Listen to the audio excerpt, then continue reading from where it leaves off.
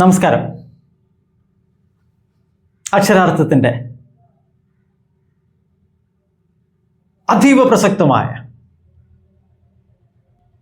നിലനിൽപ്പിൻ്റെ ഏറ്റവും പ്രധാനമായ അടിസ്ഥാനമായ നിങ്ങളുടെ ജീവൻ്റെ പ്രാണന്റെ അടിത്തറയായ അക്ഷരത്തെക്കുറിച്ചാണ് ഇന്ന് അക്ഷരാർത്ഥം അവതരിപ്പിക്കുന്നത്. ഇന്നത്തെ സംപ്രേഷണം അക്ഷരാർത്ഥത്തിൽ അക്ഷരത്തെക്കുറിച്ചാണ്. മാറ്റമില്ലാത്ത, കാലാതീതമായ, അനശ്വരമായ, അനന്തമായ,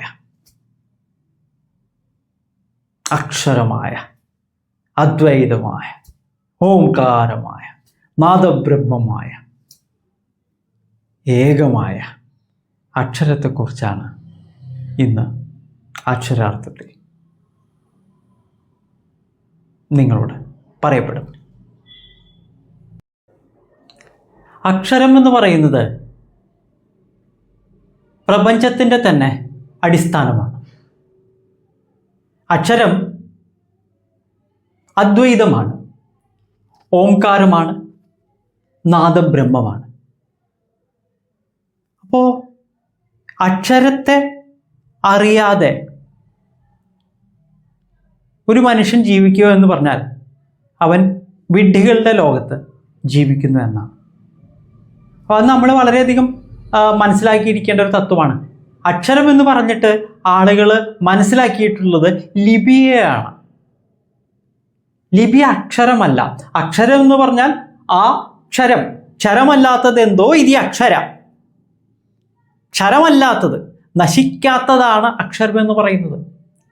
അപ്പോൾ നമ്മൾ ശ്രദ്ധിക്കേണ്ടത് എന്താണെന്ന് വെച്ചാൽ അക്ഷരം അറിഞ്ഞ് മനസ്സിലാക്കി മുന്നോട്ട് പോയാൽ മാത്രമേ മലയാളിക്ക്, ഭാരതീയന് ജീവിതം കൃത്യമാവുകയുള്ളൂ. അക്ഷരമറിയാത്തവൻ ശൂദ്രനാണ്. അക്ഷരത്തെ അറിയാത്തവൻ ശൂദ്രനാണ്. അതുകൊണ്ട് ശൂദ്രന് കർമ്മമില്ല. അപ്പം ജീവിക്കുന്നവൻ കർമ്മം ചെയ്യണമെങ്കിൽ കർമ്മം ചെയ്യുന്നവന് അക്ഷരം അറിഞ്ഞിരിക്കണം. അക്ഷരം ധർമ്മമാകുന്നു. നമുക്കറിയാം, കർമ്മം എന്ന് പറഞ്ഞാൽ ധർമാനുഷ്ഠാനം കർമ്മം. ഓംകാരം എന്ന് പറഞ്ഞാൽ, അക്ഷരം എന്ന് പറഞ്ഞാൽ, അദ്വൈതം എന്ന് പറഞ്ഞാൽ അത്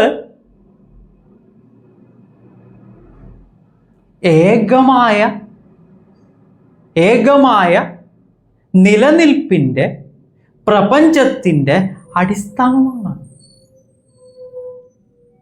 അതിനെ നമ്മൾ പ്രണവം എന്ന് വിളിക്കും. അപ്പോൾ അക്ഷരത്തെ ആക്കുക എന്നുള്ളത് വളരെ അടിസ്ഥാനപരമായിട്ടുള്ളതാണ്, വളരെ പ്രാധാന്യം അറിയിക്കുന്നതാണ്. അതില്ലെങ്കിൽ ഒന്നുമില്ല. ഇപ്പൊ ജീവിതത്തിൽ അക്ഷരം മനസ്സിലാകാതെ പോകുന്നവർ എന്ന് പറഞ്ഞാൽ അവരുടെ ജീവിതം പോയി. നമ്മൾ പഠിച്ചിട്ടുള്ള അക്ഷരം എന്ന് പറയുന്നത് ലിപിയാണല്ലോ, നമ്മൾ നേരത്തെ പറഞ്ഞത്. അപ്പോൾ കുറേ ആളുകൾ നമ്മളോട് അക്ഷരാർത്ഥത്തിൽ വിളിച്ചിട്ട് പറയുകയുണ്ടായി. അതായത് അക്ഷരത്തെക്കുറിച്ച് നിങ്ങൾ കുറച്ച് കാര്യങ്ങൾ പറഞ്ഞതായോ. എന്താണ് ഈ അക്ഷരം? ഒറ്റ വരിയിൽ നമുക്കത് മറുപടി പറയാൻ പറ്റും. ക്ഷരമല്ലാത്തത് എന്തോ ഇത് അക്ഷര. ക്ഷരമല്ലാത്തത്, നാശമല്ലാത്തത്, നാശമില്ലാത്തത്, അനന്തമായത്, പ്രണവമായത്, ഓംകാരമായത് അക്ഷരം. ഈ അക്ഷരത്തിൽ എല്ലാം അടങ്ങിയിരിക്കുന്നു.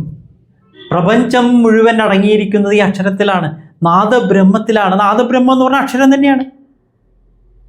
അപ്പോൾ അത് വ്യക്തമായി നമ്മൾ ഉൾക്കൊള്ളണം. ഈ അക്ഷരം മനസ്സിലാക്കുക എന്ന് പറഞ്ഞാൽ സ്വയം മനസ്സിലാക്കുക എന്നുള്ളതും കൂടിയാണ്. ധർമ്മം മനസ്സിലാക്കുക എന്ന് പറഞ്ഞാൽ അത് സ്വയം മനസ്സിലാക്കുക എന്നുള്ളത് തന്നെയാണ്. ഈ സ്വയം മനസ്സിലായവനെ കർമ്മം ചെയ്യാൻ സാധിക്കുള്ളൂ, ധർമ്മം അനുഷ്ഠിക്കാൻ സാധിക്കുള്ളൂ. അതുകൊണ്ടാണ് അക്ഷരം ഇത്രയും പ്രധാനമായി നിൽക്കുന്നത്. ഇത് അടിസ്ഥാനമായ ഒരു കാര്യമാണ്.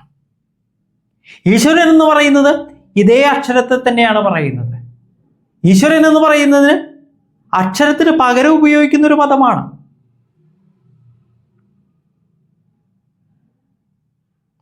ഈശ്വരൻ, അദ്വൈതം, അക്ഷരം, ഓംകാരം, പ്രണവം, നാദബ്രഹ്മം, ബ്രഹ്മം എന്നൊക്കെ അനന്തമായ പേരുകളാണ് അക്ഷരത്തിനുള്ളത്. ഇത് നമ്മൾ തിരിച്ചറിയണ്ടേ. അഹം, അഹം ബ്രഹ്മാസ്മി, അതിൽ അഹം. പ്രജ്ഞാനം, പ്രജ്ഞാനം അതാണ്. പ്രജ്ഞാനം ബ്രഹ്മ, നാദബ്രഹ്മാണത്. അപ്പോൾ ഇങ്ങനെ വരുന്ന ഒരുപാട് കാര്യങ്ങളിൽ, ഒരുപാട് പേരുകളിൽ അക്ഷരം കുടികൊള്ളുന്നുണ്ട്. ഈ അക്ഷരം നമ്മൾ തിരിച്ചറിഞ്ഞേ പറ്റുള്ളൂ. ഒരെണ്ണേ ഉള്ളൂ, അദ്വൈതമാണ് അക്ഷരം. ഈ അക്ഷരം നമ്മൾ മനസ്സിലേക്ക് ഉൾക്കൊണ്ട്, നമ്മളിലേക്ക് ഉൾക്കൊണ്ട്, ഈ അക്ഷരം നമ്മളാണെന്ന് തിരിച്ചറിയുന്ന ആ ഒരു അവസ്ഥയെയാണ് നമ്മൾ ഉപനിഷത്ത് വാക്യങ്ങളിൽ ഒന്നിൽ പറയുന്ന തത്വമസി. അപ്പൊ തത്വവും അക്ഷരമാണ്. തത്വവും അക്ഷരമാണ്. ഈ അക്ഷരത്തിൽ നിന്നാണ്, തത്വത്തിൽ നിന്നാണ്, അക്ഷരതത്വത്തിൽ നിന്നാണ്, അദ്വൈത തത്വത്തിൽ നിന്നാണ് എല്ലാം ഉദ്ഭൂതമായിട്ടുള്ളത്. അതിനെ ശിവമെന്നും വിളിക്കും. ശിവം എന്ന് പറഞ്ഞാൽ മംഗളമാണ്. മംഗളകരമായിട്ടുള്ളതെന്തോ അത് ഓംകാരം. എല്ലാം നല്ലത്, എല്ലാം നല്ലതിന് എന്നൊക്കെ നമ്മൾ പറഞ്ഞു കേട്ടിട്ടുണ്ട്. ഇതെല്ലാം മംഗളത്തിൻ്റെ പര്യായങ്ങളാണ്. നല്ലത്, നല്ലത്, നല്ലതിന് എന്നൊക്കെ പറയുന്ന മംഗളകരമായ കാര്യമാണ്. അതാണ് അക്ഷരം, ഓം എന്ന് പറയുന്ന അക്ഷരം. ഇത് പ്രപഞ്ചത്തിൻ്റെ അടിസ്ഥാനമാണ്. അപ്പൊ പ്രപഞ്ചത്തിന്റെ അടിസ്ഥാനം അറിയാതെ, ഒന്നിന്റെ അടിസ്ഥാനം അറിയാതെ അതിനെ നമുക്ക് എങ്ങനെ മനസ്സിലാക്കാൻ സാധിക്കും? അത് മനസ്സിലാക്കാൻ എത്ര എളുപ്പമാണോ? എളുപ്പമല്ല. പക്ഷെ ശ്രമിക്കുക. കാരണം ഒരേ ഒരു അക്ഷരമേ പഠിക്കാനുള്ളൂ, ഒറ്റ അക്ഷരമേ പഠിക്കാനുള്ളൂ.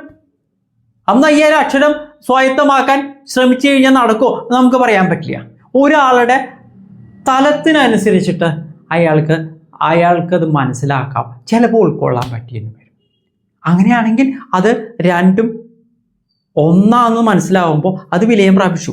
അവിടെയാണ് മുക്തി എന്ന് പറയുന്നത്. മുക്തി എന്ന് പറയുന്നത് വിലയം പ്രാപിച്ചു എന്നൊക്കെ നമ്മൾ പറയുന്നില്ലേ, ആനന്ദം എന്ന് പറയുന്നില്ലേ, കൈവല്യം എന്ന് പറയുന്നില്ല. ഇതൊക്കെ അക്ഷരത്തെ ഉൾക്കൊണ്ടതാണ്. സ്വയം എന്തെന്ന് തിരിച്ചറിഞ്ഞതിനെയാണ് ആനന്ദം എന്ന് പറയുന്ന അവസ്ഥ കൊണ്ട് ഉദ്ദേശിക്കുന്നത്. അപ്പൊ ഈ അക്ഷരത്തെയാണ് നമ്മൾ മനസ്സിലാക്കുന്നത്. അക്ഷരം എന്ന് പറയുന്നത് ആ അക്ഷരം എന്നുള്ളതാണ്. അത് ഭാരതത്തിൽ മാത്രം തെളിഞ്ഞിട്ടുള്ളതാണ്. ഭാരതത്തിലൊഴികെ ഒരിക്കലും അക്ഷരം തെളിഞ്ഞിട്ടില്ല. നിങ്ങളൊന്ന് ആലോചിക്കുക, ലോകത്തിൽ എവിടെയെങ്കിലും ഓംകാരം നിങ്ങൾ കേട്ടിട്ടുണ്ടോ? ഓം എന്നുള്ളത് നിങ്ങൾ കേട്ടിട്ടുണ്ടോ? ഇല്ല. എന്ന് പറഞ്ഞാൽ ഭാരതത്തിൽ മാത്രമേ അക്ഷരമുള്ളൂ, അഥവാ അക്ഷരം തെളിഞ്ഞിട്ടുള്ളത് ഭാരതത്തിൽ മാത്രമാണ്. ഈ അക്ഷരത്തെ വിശദീകരിക്കുന്നതാണ് വേദം എന്ന് പറയുന്നത്. വേദം അക്ഷര വിശദീകരണമാണ്. വിശദീകരണം എന്ന് പറഞ്ഞാൽ അർത്ഥതലങ്ങളുടെ വിശദീകരണമാണ്. അക്ഷരത്തിൻ്റെ അർത്ഥം, അക്ഷരാർത്ഥം വിശദീകരിക്കലാണ് വേദം ചെയ്യുന്നത്. വേദങ്ങളെന്ന് ആളുകൾ തെറ്റി പറയാറുണ്ട്. വേദങ്ങളില്ല. വേദം ഏകം, അക്ഷരം ഏകം. ഏകം എന്ന് പറഞ്ഞാൽ അതും ഈ പറയുന്ന അക്ഷരമാണ്. ഏകം, ഒന്ന്. അദ്വൈതം, അതും ഏകത്തിൻ്റെ അർത്ഥമാണ്. അപ്പൊ അക്ഷരം എന്ന് പറയുന്നത് നമ്മൾ മനസ്സിലാക്കി അക്ഷരവുമായി ലയിച്ചാൽ മുക്തിയായി, കൈവല്യമായി, സാക്ഷാത്കാരമായി, സ്വയം ബ്രഹ്മമായി തീരും. ഇതാണ് ഭാരതത്തിൽ യുഗങ്ങളായി മനുഷ്യൻ ചെയ്തുകൊണ്ടിരിക്കുന്നത്. അറിവിൻ്റെ തലങ്ങളിൽ ഉന്നതരായിട്ടുള്ള 9 തലങ്ങളുണ്ട്. ഈ 9 തലങ്ങളിൽ ശൂദ്രനൊഴികെ മുകളിലേക്ക് പോയിട്ടുള്ള ആളുകൾ ശ്രമിക്കുന്നത്, ശൂദ്രൻ കഴിഞ്ഞതിൻ്റെ മുകളിൽ, വൈശ്യൻ കഴിഞ്ഞതിൻ്റെ മുകളിൽ, ക്ഷത്രിയൻ കഴിഞ്ഞതിൻ്റെ മുകളിൽ, ബ്രാഹ്മണൻ, അതിനു മുകളിൽ ബ്രാഹ്മണൻ നമ്മൾ വിളിക്കും എന്തെന്ന്? ഭൂസുര. ഭൂസുര, ഭൂമിയിലുള്ള സുരൻ, സുരൻ ദേവൻ, അപ്പോൾ ഭൂസുരൻ്റെ മുകളിൽ ദേവതലം, അർത്ഥത്തിൻ്റെ ദേവതലം. ഇതിൻ്റെ മുകളിൽ ഏറ്റവും മുകളിൽ പോകുമ്പോൾ പരമേശ്വരതലം, പരമാർത്ഥതലം, അത് 9ാമത്തെ തലം. അപ്പോൾ ഇത്രയും തലങ്ങളുണ്ട്. ഈ തലങ്ങൾക്കനുസരിച്ചിട്ട് മനുഷ്യൻ ഓംകാരത്തെ മനസ്സിലാക്കുകയും അതിനനുസരിച്ച് അവനവൻ്റെ ജീവിതം ക്രമീകരിച്ച് ധർമാനുഷ്ഠാനമായ കർമ്മം ചെയ്യുകയും ആ കർമ്മത്തിലൂടെ അവനവനിൽ തന്നെ വിലയം പ്രാപിക്കുകയും ലയിക്കുകയും ചെയ്യുന്ന ഒരു കാര്യമാണ് പ്രപഞ്ചത്തിൽ സൃഷ്ടി സ്ഥിതി സംഹാരങ്ങളിലൂടെ കാലങ്ങളായി നടന്നുകൊണ്ടിരിക്കുന്നത്. ഇത് അക്ഷരാർത്ഥത്തിൻ്റെ, അക്ഷരത്തെക്കുറിച്ചുള്ള പ്രത്യേക സംരക്ഷണമാണ്. ഇവിടെ അക്ഷരം നിങ്ങൾക്ക് വ്യക്തമായി മനസ്സിലായി എന്ന് കരുതുകയാണ്. ഈ അക്ഷരം നമ്മൾ അക്ഷരാർത്ഥത്തിൻ്റെ പ്രതലം മാറ്റി ആണ് നമ്മൾ ഇന്ന് ചെയ്തിട്ടുള്ളത്. സാധാരണ നമ്മൾ അക്ഷരാർത്ഥത്തിന് ഉപയോഗിക്കുന്ന പ്രതലമല്ല നമ്മളിവിടെ ഉപയോഗിക്കുന്നത്. ഈ ഒരു യാഥാർത്ഥ്യം നമ്മുടെ ജീവിതത്തിലേക്ക് എടുത്തതിന് ശേഷം അക്ഷരാർത്ഥത്തിൽ നിങ്ങൾക്ക് എന്തെങ്കിലും സംശയമുണ്ടെങ്കിൽ നിങ്ങൾക്ക് ഞങ്ങളെ ബന്ധപ്പെടാം. താഴെ അതിൻ്റെ ആശയമായിട്ട് നിങ്ങൾക്ക് വിനിമയം ചെയ്യാം. എന്ത് സംശയമാണെങ്കിലും അത് തീർത്തു തരാൻ തന്നെയാണ് അക്ഷരാർത്ഥം ഇവിടെ സന്നിധരായിട്ടുള്ളത്. അക്ഷരാർത്ഥത്തിൻ്റെ ഈ അതീവ പ്രസക്തമായ അക്ഷരത്തെക്കുറിച്ചുള്ള ഈ സംപ്രേഷണത്തിൽ ശ്രദ്ധയോടുകൂടി കേട്ട എല്ലാ മലയാളികൾക്കും നന്ദി, നമസ്കാരം.